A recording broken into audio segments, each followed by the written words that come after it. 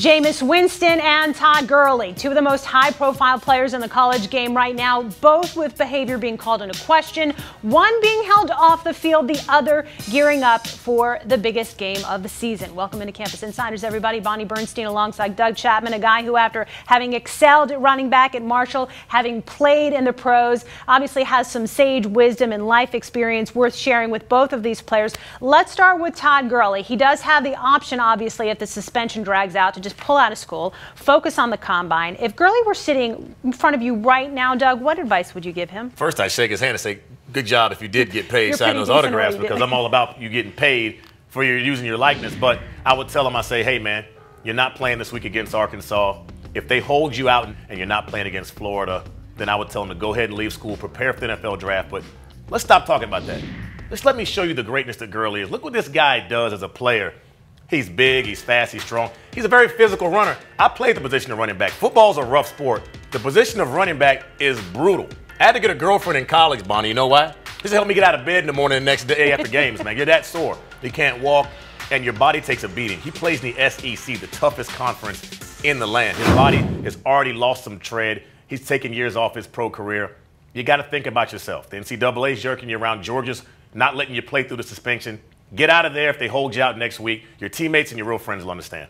Jameis Winston is the other guy. Obviously, he has this disciplinary hearing waiting in the wings for him, violations of the student code of conduct. What would you say to him? First of all, with Jameis, it's a different situation. He just didn't sign some memorabilia. He's got some questionable behavior going on off the field, from the sexual assault allegations, the crab legs, the BB gun, some other things going on with Jameis Winston. His decision-making process off the field is what bothers me.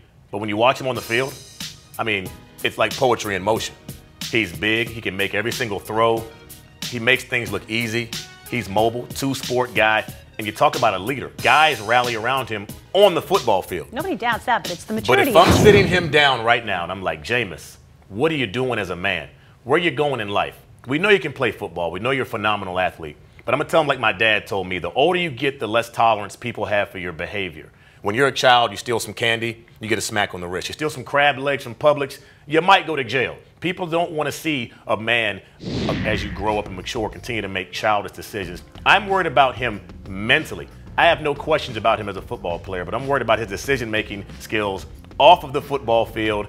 But he's not going to leave school. I don't see him withdrawing from school. You don't see it as a benefit for him to stay and mature and maybe put some of this questionable stuff behind him? That's what we think he should do. But Jameis Winston, the football player, is not going to do that. He's going to play through this thing like the school has enabled and allowed him to do. But I would tell him, do not return next year for your junior year. Go to the NFL, because the cocoon you're in Tallahassee is providing you with the enabling environment for you to do the things you've been doing. Go to the NFL. Me and you talked about Des Bryant, support system there in Dallas to keep him out of trouble. That's what Jameis Winston needs when he goes to the next level, no matter where he gets drafted. Well, on the field, what Jameis Winston does this week against Notre Dame will be critical. Obviously, the most difficult team on the Noles schedule. As for Gurley, not on the field when Georgia plays Arkansas on Saturday. Be sure to check back with Campus Insiders for any further developments on that story.